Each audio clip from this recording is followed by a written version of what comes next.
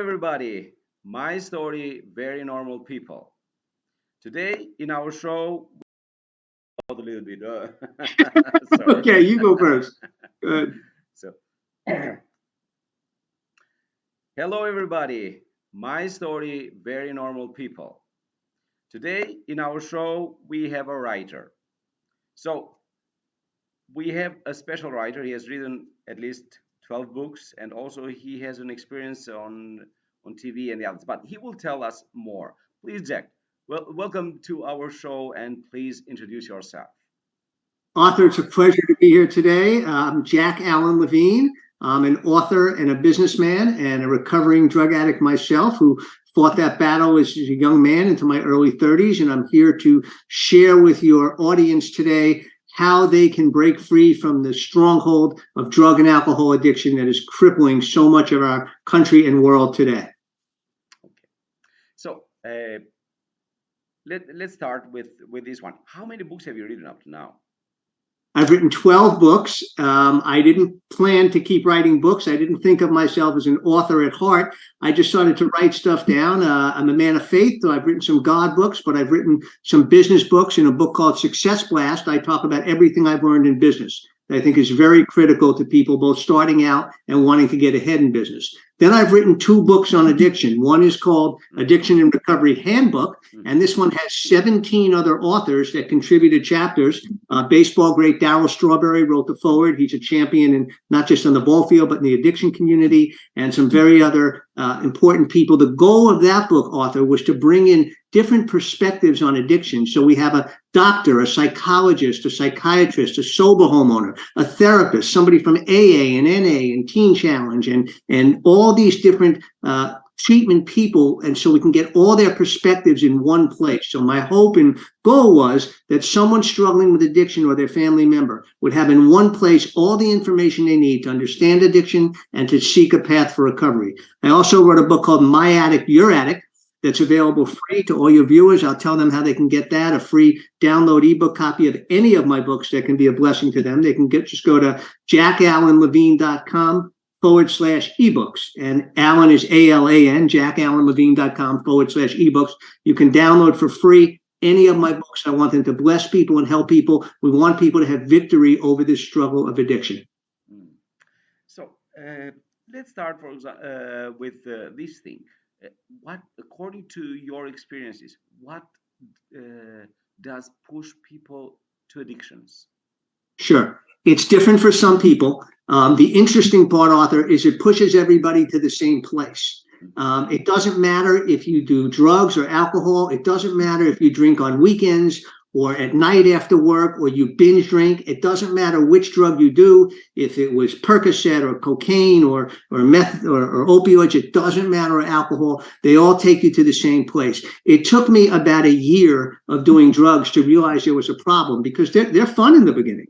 I mean, I think of it as like a kidnapper who opens up his van and shows you all this candy and says, come have the candy. And then he closes the door and you realize you're trapped. So, it was fun in the beginning, but after a while, it overtakes you. It takes control of you. It rewires your brain. There's a chapter in the book, Addiction Recovery Handbook, by Adam Bianchini, a doctor who talks about the rewiring of the brain that takes place, so that the person who was originally there is no longer in control of their mind. It's the addiction, and the addiction wants to be in control and keep using, and it destroys people's lives. 1 out of every 8 people in America is a drug addict.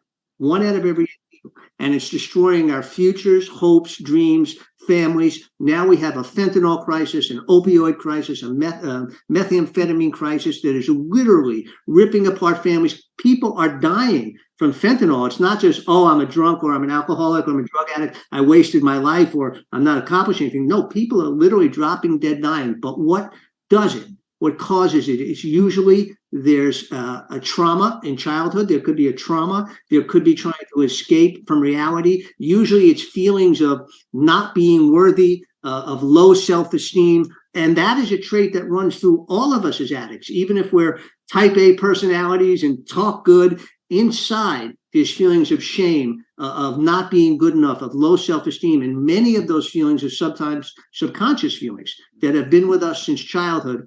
And that is, I believe, the core of the problem. And the core to recovery is people finding out what those issues are, seeing them, shining a light where there was darkness, and understanding, and then saying, okay, I don't need the drugs and alcohol to deal with that. Now I see what I've been running away from.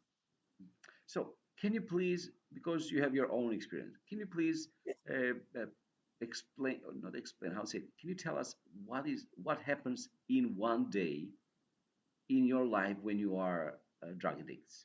Sure.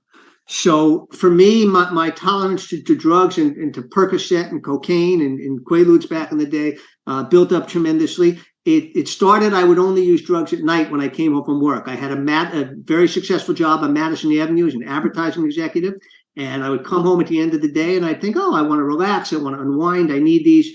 Then after a while, it became I needed to take them not at the end of the day, but I started 2 in the afternoon, and then 5 at night and 8 at night. Then it became noon and 2 and 5 and 8, then 10 in the morning, then as soon as I woke up. And I just became addicted. I needed more and more to get the same high. And it wasn't even fun anymore. And any person struggling with addiction, any of our viewers watching know this, that you know you're addicted. You know it's not fun anymore. You're not doing it, because you want to now. You're doing it because you have to, and it controls you. And unfortunately, one of the traits of all of us who are struggling with addiction is we lie, cheat, and steal. It's not that we don't love people around us. It's that our first priority is feeding that addiction. And unfortunately, addiction is a progressive disease. It gets worse and worse and worse. So you could stop for 6 months and think, oh, I'm better. But when you start again, you're worse than you were 6 months ago. So for me, it became that I knew I kind of felt like an animal must feel when the trap gets on their leg and they, oh, I'm trapped.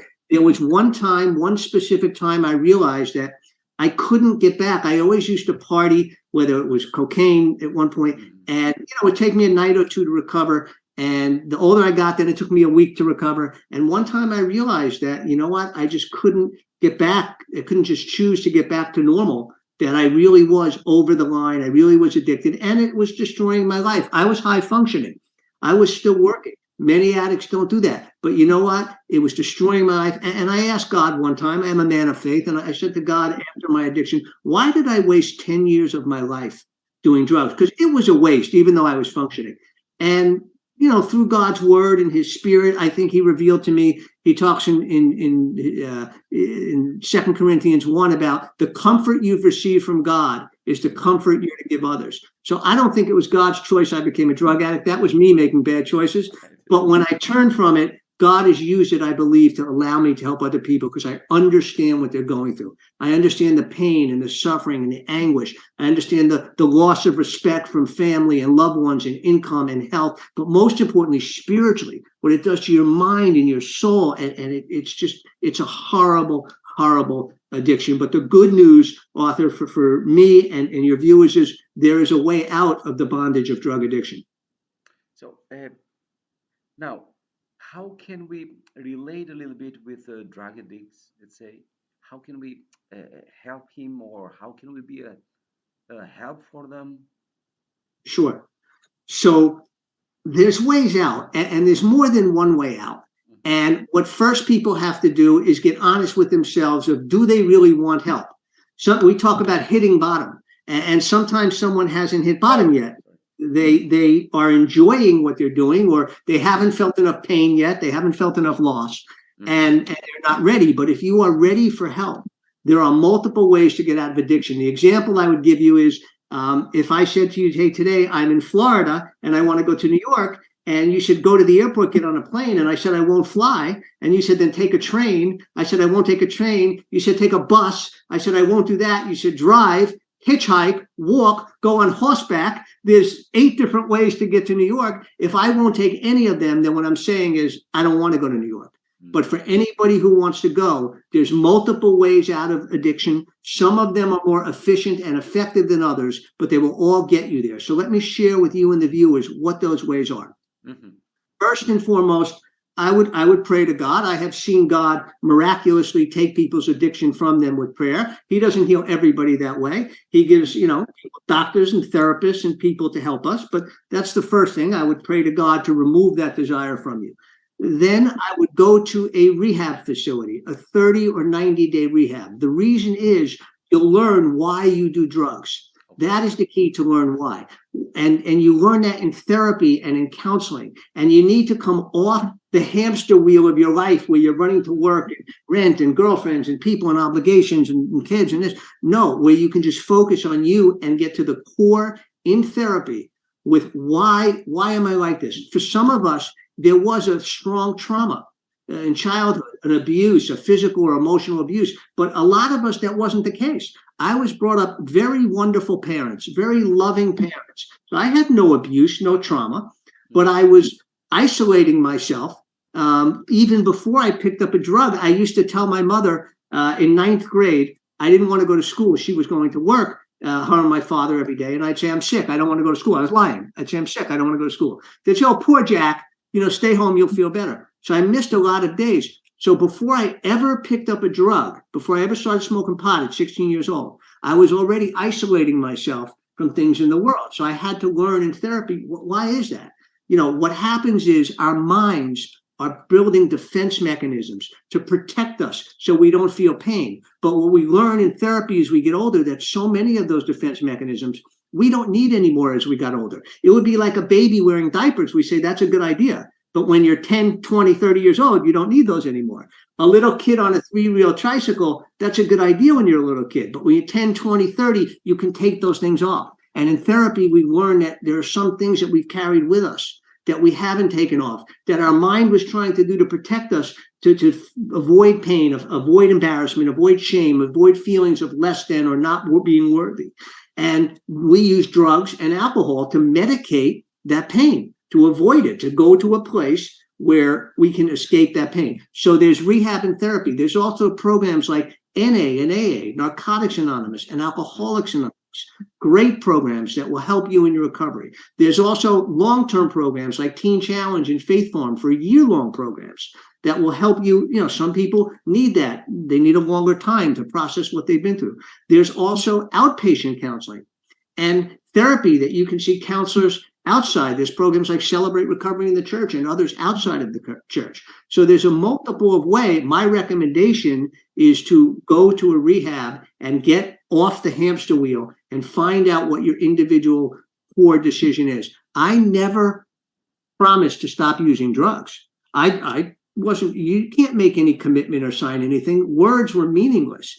All I wanted to do was find out why. And once I saw in my own life the things that I've been avoiding and running from and the feelings of shame and so forth, and I realized they weren't true. They were a lie, that I had perceived a lie about myself. It wasn't true.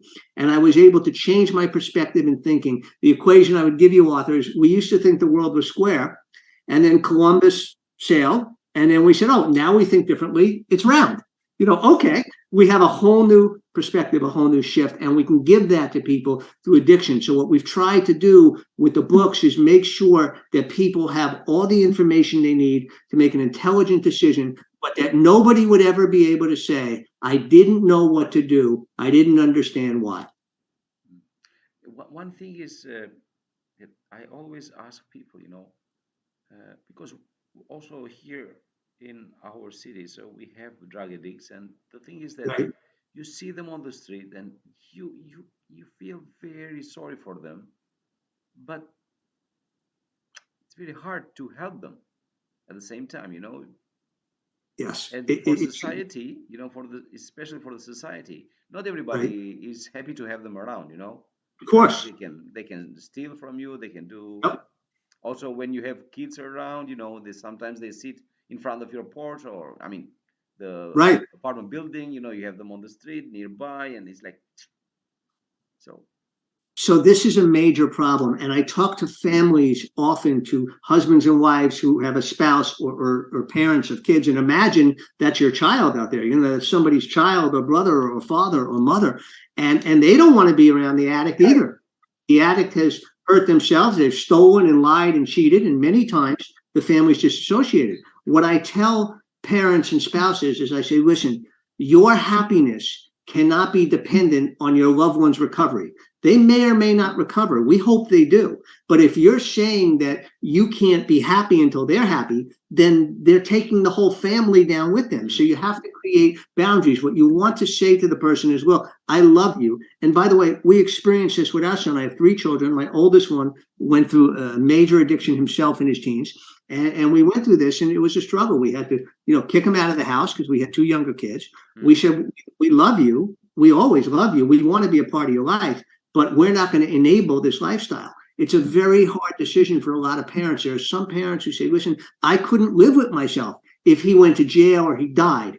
And I say, well, if you can't live with yourself, then just accept the fact that you have a drug-addicted child and stop making yourself crazy over it. But that's not the right thing to do. The right thing is to not enable them, to let them finally feel the pain of what they're doing so that they hit that bottom and they reach out for help. Here's what we want to hear every addict say. I can't live like this anymore. I'll do whatever it takes to get sober. That's how you know they've surrendered and they're really ready for help. If they're not saying that, if they're saying, well, I'll only do this, but I won't do that, they're not ready. So for a loved one, it's heartbreaking because we love them. We don't want to see them ruining their lives, hopes, futures, dreams. And literally this addiction is stealing our children or our spouses or our families. So it's heartbreaking. But all we can do, Arthur, all we can do is show them the truth and say, there is a way out if you will choose it. That example I gave you of going to New York. Do you want help or not? And if they want help, there's help. Hopefully before it's too late. Unfortunately, many do wind up in jail and many do die. It's unnecessary, but it's unfortunate that that addiction is so strong. I just want to remind all of your viewers that that person that you love, that child or that spouse, that sweet person is inside. They're still there. They haven't gone away. Yeah. But this addiction has overshadowed them. It's overtaken them, and it is in control of their life. And it will do anything to stay in control. Anything. And it's a bondage. It's a chains of addiction. It needs to be broken free, but there is a way out. And all I would say is, don't give up. I've learned never to give up on anybody. Some people go to rehab 3 times, 5 times, 10 times, and on the 10th time they get sober. We already gave up on them the first 8 times, but God has taught me never to give up on anybody. It's in his timing. We hope it would happen the first time and not the 10th time. And it is tragic and painful for families, but they need to understand that they cannot have their own happiness tied into the individual, the family member, whether they recover or not. And that is, again, a perspective change and a mind shift. That, look, I love you. I'm offering you help. If you don't want to take it, I'm not saying I don't love you anymore. You're not my son or daughter. What I'm saying is you can't live here and I'm not funding you. I'll go to dinner with you. I'll go to the movies with you. You're still part of my life, but I'm not going to live with you. Unfortunately, many addicts, when you tell them that or, quote, cut them off from what they want, which is money for drugs or a place to live, can't afford it, they will cut you off. They will say, well, you don't love me and you're this and it's your fault that I'm doing this. And that's just a guilt trip and a lie. And that's the addiction talking, not the person. But that is a characteristic and trait of addiction, and it runs through most addicts. Okay. As you said, there are different ways for different people. Not everybody, let's say, can be saved in this manner or in the other manner. So everybody has his own, and I like what you say, that everybody has his own timing, because that is also is a fact. That people say, oh, I've heard people that say, okay, I'm going to go in a rehab. They stay there for 1 week and they come out, or 2 weeks and they come out, and Well, it's funny, Arthur, because I laugh because I say, LeBron James is a great baseball player here in the States, and Tom Brady is a great quarterback. And we all know Warren Buffett and Bill Gates. And if Bill Gates were teaching you about computers, or Warren Buffett about money, or LeBron James about basketball, you would do everything they said. You wouldn't say, well, no, I'll just do this, but I won't do that. No, that's absurd. You know everything. And that's what we want to see with people in recovery. We want to see them surrender and get the help they need. Yes, it's different things for different people. The biggest problem we have in addiction recovery is that people think that the person who's talking the loudest is necessarily right, because the guy who got sober in AA, he thinks that's the way. The guy who went to rehab, he thinks that's the way. The guy who prayed, he thinks that's the way. The guy who therapy, and everybody says, this is the way, this is the way. Well, you know what? There are different ways. It's like back pain. You can go to a chiropractor, a therapist, a reflexologist. You can go for yoga. You can go for surgery. I mean, there's many different ways, and they don't all work for everybody. So all we want to see, all we want to do is we want to let people know, here are the ways. Here are the ways out. Understand what addiction does to your loved one or yourself, why, what the answers are and the ways out, and then choose one, choose one and pick one, but have the information. That was the key, that people won't be able to say, I didn't know what to do, I didn't know why. So for a loved one too, who's got somebody struggling with addiction, I urge you to read My Addict, Your Addict, or Addiction Recovery Handbook. I'm not getting any money. We're giving the books for free. We want to help people. We want you to have freedom in life. That's the best blessing I could ever get, is to think, that what I went through wasn't for nothing, and it helped somebody else. And we've seen it. We've seen the stories. We've seen the family members who say, now I understand. I've seen the drug addicts who said, no one's ever explained it to me that way. That doesn't mean they were always ready for help.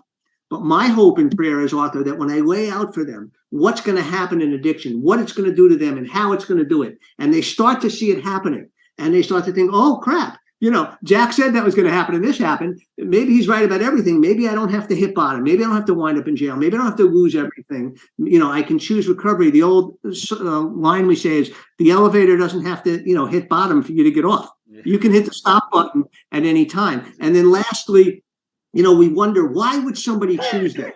Why would somebody do something so destructive to themselves time after time again when they knew it was destroying them? And the answer I learned in therapy is, there's comfort in familiar pain.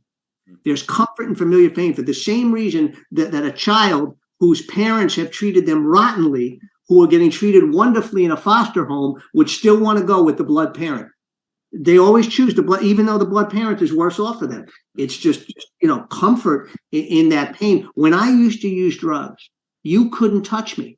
It was like, you couldn't nag me, you couldn't get me, you couldn't bother me, you couldn't make me do anything, whether it was a boss, a wife, an obligation, the world, anything. I knew they were bad for me after a while, but they took me to a place where you couldn't touch me. I was the king. That's the great lie of addiction. It says, I'm your friend. I understand you. The world is putting pressure on you. Look what everybody's doing, and demands and making you obligations and stressing you out. Come to me. I understand. I'm your friend. I'm the only one who loves you and trusts you. And that's the great lie of addiction.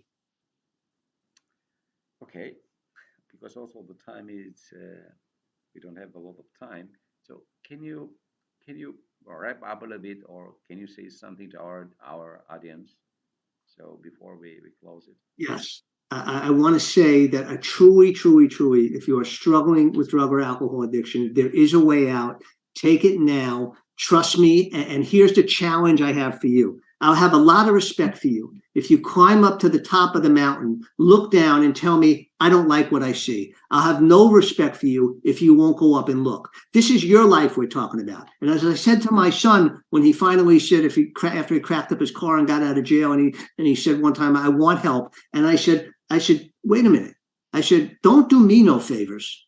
This isn't about me or your mother. This is about your life. If you want a better life, and you want change, and you want your life, then you do it for you. And he did. And thankfully, he's been sober 8 years. He's married. We have a grandkid now. It's a very happy story in that regard. But we got lucky. Some people don't make it. Some people do die. So I want to encourage you, at least look for the truth. It doesn't have to be my books. It doesn't have to be My Addict, Your Addict, or Addiction Recovery Handbook. Go talk to a counselor, a rehab therapist. There's a lot of people out there who have ways to help you. I want to help you for free. It's jackalanlevine.com/ebooks. Alan is ALAN, jackalanlevine.com/ebooks. Any of these books are free. Addiction Recovery Handbook, My Addict, Your Addict. They will give you the keys to the way out. You'll never be able to say, I didn't know the way out. If you choose not to take it, that's up to you. I hope that's not the case. I hope you will choose freedom over bondage. You will choose victory over defeat. You will choose life over death, because it is available and it is your choice. There is a way out.